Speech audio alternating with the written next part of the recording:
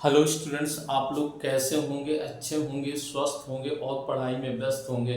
तो class 12th के लिए जो न्यू टॉपिक्स आज मैं लेके आया हूँ बहुत इंटरेस्टिंग है। इससे हमें ये पता चलता है कि किस प्रकार डीएनए के अंदर जो जीन होते हैं one generation to next generation पहुंचकर किसी के बाह्य शरीर में ये प्रकट होते हैं। तो आज हमने इसके पहले वाले टॉपिक में हम लोगों ने पढ़ा था लाइटिक जीवन चक्र पढ़ा था। अब हमको पढ़ना है लाइसोजेनिक चक्र पढ़ना है। क्या पढ़ना है? लाइसोजेनिक चक्र।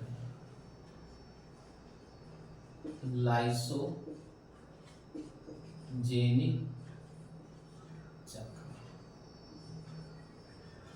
ओके, जिसे हम लाइसोजेनिक साइकिल कहते हैं। क्या कहते हैं? लाइसोजेनिक साइकिल्स कहते हैं। ओके, अब इस लाइसोजेनिक साइकिल्स में हमें क्या पढ़ना है? सबसे पहले देखिए क्या है कि इस टॉपिक्स में ये पढ़ना है, इसमें एक लैम्डा जीवाणु होता है। लैम्डा लैम्डा लैम्डा हमारा क्या होता है, जिसे हम फेग लैम्डा जीवाणु कहते हैं। फेग लैम्डा होता है, ठीक। ये फैग लैम्डा जो होता है, इस फैग लैम्डा में अनुवांशिक पदार्थ या तो लाइटिक चक्र से शुरू होता है या पोषक कोशिका में उपस्थित डीएनए के संश्लेषण के माध्यम से ये जुड़ जाता और प्रोफेग बनाता है। क्या बनाता है? प्रोफेग प्रोफेग का निर्माण करता है। अब प्रोफेग बनता है, इसके लिए पोषक कोशिका के अंदर एक इंटीग्रेज नामक एंजाइम होता है। क्या होता है? इंटीग्रेज नामक एंजाइम होता है। एंजाइम होता है, इंटीग्रेज नामक एंजाइम होता है जो उपयोग करता है। इसमें वायरल डीएनए पोषक कोशिका, एक वायरल डीएनए क्या होता है? एक ये वायरल डीएनए होता है। वायरल डीएनए होस्ट डीएनए के अंदर यानी होस्ट डीएनए यानी पोषक डीएनए के अंदर द्विगुणन करता है। क्या करता है? रिप्लिकेशन करता है, यानी डुप्लीकेशन करता है। डुप्लीकेशन या रिप्लिकेशन करता है। डुप्लीकेशन या रिप्लिकेशन काम करता है, ठीक है। अब यही डीएनए क्या होता है, आगे नोट करते जाइएगा। तो रिप्लिकेशन करता है और दोनों एक साथ संतति पोषक कोशिका, यानी ये दोनों डीएनए एक साथ संतति कोशिका के अंदर प्रवेश करते हैं। कहाँ करते हैं? संतति कोशिका में अंदर पहुंचते हैं, अंदर पहुंचकर प्रवेश कर जाते हैं और जिसे फेग का द्विगुणन हो जाता है और ये मल्टीपल करते हैं, मल्टीप्लिकेशन कर देते हैं।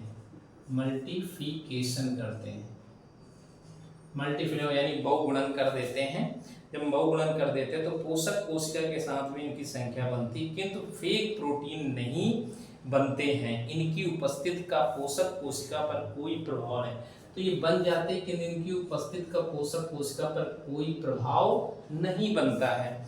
जब कोई प्रभाव नहीं होता है तो इसमें क्या होता है, इस विधि के कारण इसको हम लाइसोजेनिक साइकिल्स कहते हैं। क्या कहते हैं? लाइसोजेनिक साइकिल के नाम से जानते हैं, ठीक। ये लाइसोजेनिक साइकिल होती है जिसके इस अवस्था में विषाणु जो होते हैं, यानी इस अवस्था के जो विषाणु होते हैं यानी वायरस होते हैं, वो टेम्पलेट के रूप में बनते हैं, जिसे हम संयंत्र कहते हैं। टेम्पलेट के रूप में बनते हैं।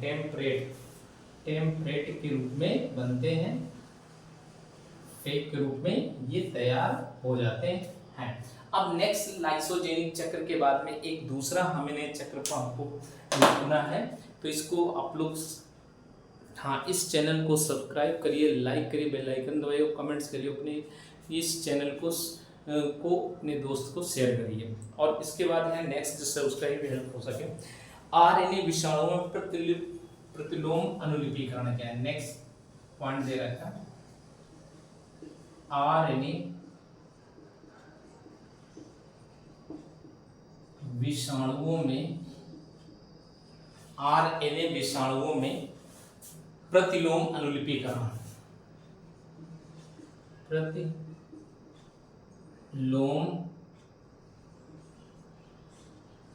अनुलिपीकरण।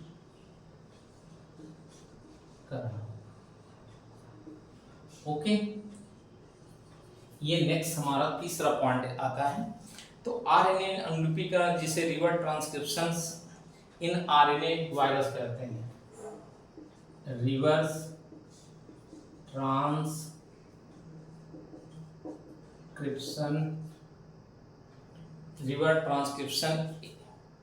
In RNA virus, in RNA viruses. ठीक, तो अब इसमें पढ़ने क्या है, इसमें दे रखा है अधिकांश विषाणुओं में आनुवांशिक पदार्थ डीएनए होता है। अधिकांश विषाणुओं में आनुवांशिक पदार्थ डीएनए होता है। इसके अतिरिक्त कुछ पौधों तथा कुछ जंतुओं में भी आनुवांशिक पदार्थ डीएनए के रूप में पाया जाता है। इसमें क्या होता है, आरएनए से डीएनए बनता है, यानी इनमें क्या होता है, जेनेटिक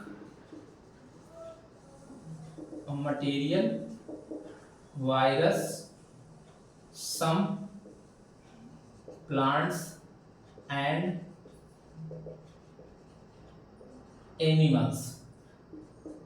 ठीक, नेक्स्ट पॉइंट होता है, दिया होता है कि आनुवांशिक पदार्थ वायरस में होता है, कुछ पौधे और जंतुओं में भी पाया जाता है, किंतु इसमें क्या होता है, आरएनए से डीएनए का निर्माण होता है, यानी आरएनए से डीएनए का संश्लेषण होता है, यानी आरएनए से डीएनए का निर्माण होता है। ठीक, इसमें क्या होता है, इसमें आरएनए रिवर्स ट्रांसक्रिप्शन एंजाइम की तरह काम करते हैं, जिसके कारण इसमें जीन उपस्थित होते हैं, जिसके लिए आरएनए जो वायरल कण होते हैं वो तो वायरस के अंदर पहुंचकर है वायरस को वायरल कणों के रूप में परिवर्तित कर देते हैं। यानी ये डीएनए पोषक कोशिका के अंदर पहुंचकर डीएनए के सहयोग में प्रोवायरल बना लेते हैं। क्या बना लेते हैं, यानी पहुंचकर उसे प्रोवायरल पार्टिकल बना लेते हैं, पार्टिकल्स बना लेते हैं।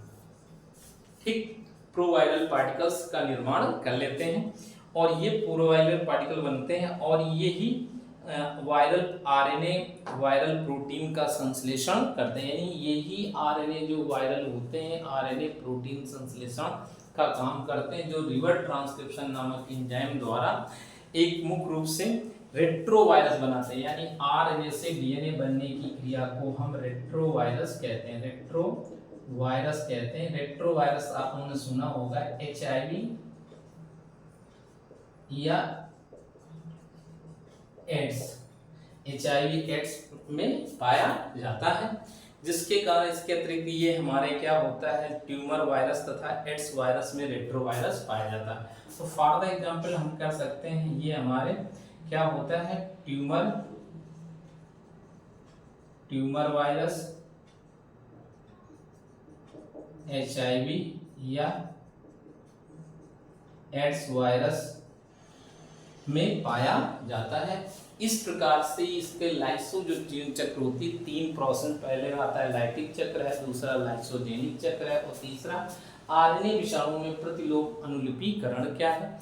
तो इस चैनल को सब्सक्राइब करिए, लाइक करिए, बेल आइकन दबा दीजिए और नेक्स्ट अपने कर दीजिए। ओके, नोट कर लीजिए, वेरी वेरी मोस्ट है। ओके, फिर इसके बाद नेक्स्ट जो टॉपिक है वेरी वेरी इंपॉर्टेंट है, जिसे हम कैंसर के बारे में पढ़ेंगे। किसके बारे में पढ़ेंगे, कैंसर के बारे में।